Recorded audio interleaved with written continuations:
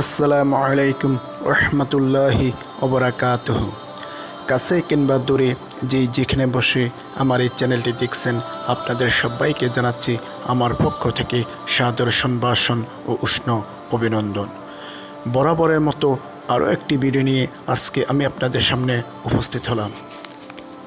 পীরেরা তো এটাই ডিমান্ড করে, দাবি করে যে বাবারা আপনাদেরকে ছাড়া আমরা জান্নাতে যাবো না।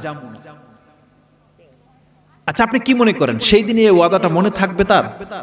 কিয়ামতের মাঠে, হাসরের মাঠে সেদিন আল্লাহর সামনে কেউ মুখ খুলতে পারবে? প্রত্যেকে তো নিজেকে নিয়ে ব্যস্ত থাকবে। কুল্লু ইমরিইন, প্রত্যেক ব্যক্তি সে নিজেকে নিয়ে ব্যস্ত থাকবে। সেই দিনে এই ওয়াদা থাকবে না।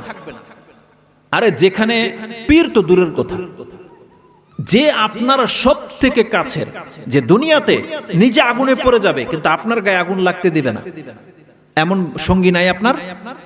যে তার গায়ে আগুন লাগাটা পছন্দ করে কিন্তু আপনার গায়ে আগুন লাগুক সেটা চায় না, এমনও আপনার হিতাকাঙ্ক্ষী আছে পৃথিবীতে। জানেন তারা কারা? প্রথম স্থানে হচ্ছে আপনার মা, আপনার পিতা, আপনার ভাই। যে ঝগড়া লাগলে আপনাকে কেউ পিটাচ্ছে, আপনার ভাই মরে যাবে কিন্তু থেমে থাকবে না, আপনাকে বাঁচানোর জন্য সে ঝাঁপ দেবে। মার তোর আপনার ভাইয়ের পিঠে পড়বে কিন্তু সে আপনার গায়ে বাড়ি দেখ এটা পছন্দ করে না। তাহলে একজন মা, একজন পিতা, একজন ভাই, স্ত্রী নিজের হয়তো কিডনি আপনাকে দিয়ে দিবে, এমন বহু ঘটনা ঘটে। নিজে না খেয়ে আপনার জন্য রেখে দেয়, করেন এটা? নিজের সন্তান সবাই আপনাকে যদি ইগনোর করে কিন্তু আপনার সন্তান আপনাকে ইগনোর করবে না, আপনি যত খারাপ হন না কেন। সন্তান পিতা মাতাকে অত্যন্ত বেশি ভালোবাসে, সে দুনিয়া ছেড়ে দেবে কিন্তু আপনাকে ছাড়বে না, পিতা হিসাবে, মা হিসাবে।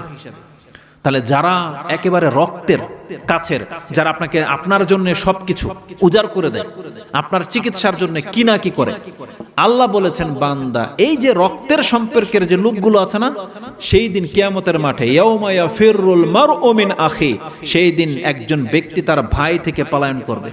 ওয়া উম্মিহি ওয়া আবি, তার মা এবং তার পিতা সেই দিন তার কাছ থেকে মুখ ফিরে নেবে। ওয়া সাহিবাতিহি ওয়া বানি, তার সঙ্গী এবং তার সন্তানরা তার কাছ থেকে মুখ ফিরে নেবে। আল্লাহ সুবহানাহু ওয়া তাআলা বলেছেন কুল্লু ইমরিইন, সেই দিন প্রত্যেক ব্যক্তি নিজের নফস, নিজের কথা চিন্তা করবে। এটা কত মারাত্মক কথা!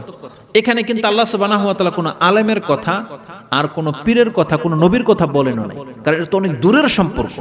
আল্লাহ তাদের কথা বলেছেন যারা আপনার একেবারে নিকটের, যারা ওই যে বললাম আপনাকে বাঁচানোর জন্য আপনার মা পানিতে ঝাঁপ দিয়ে দেবে যদিও সে সাঁতার না জানে।